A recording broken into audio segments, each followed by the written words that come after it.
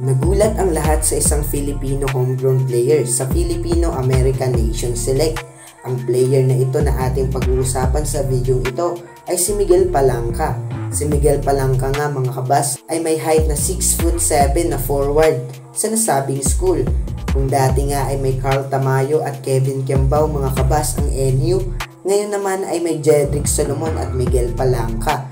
Kaya ngayon pa lang ay binibuild na ng NU para sa future ay posible ngang makapag-produce ng katulad ni Carl Tamayo at Kevin Kiambao, na ngayon na isa na rin sa mga malalakas na import pagdating sa basketball sa Korea. Sana nga ay hindi na lumipat ng school ang mga ito pagdating ng college.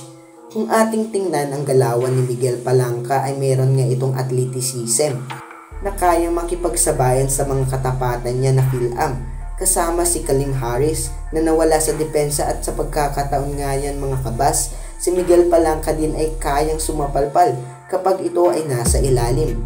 Kapag ito ay mabigyan ng pagkakataon at ng space, ay madali rin itong mag-islam.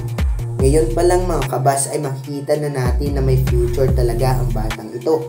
Sa kanyang murang edad ay makikita na nga ang solid na performance sa loob ng court at kayang makipagsabayan. Malayo nga ang mararating ng batang ito dahil sa kanyang confident, strength at sa kanyang athleticism. At yan nga mga kabas ang importante sa isang player at malaki pa ang magiging improvement ng batang ito, lalo na pag tumungtong sa kolehiyo at sa mga susunod pa na taon kung patuloy pa ito na magsasanay para sa kanyang karir. Masasabi nga natin mga kabas na itong si Miguel Palangka is one of the future of Philippine basketball at malaki ang maitutulong nito sa ating national team.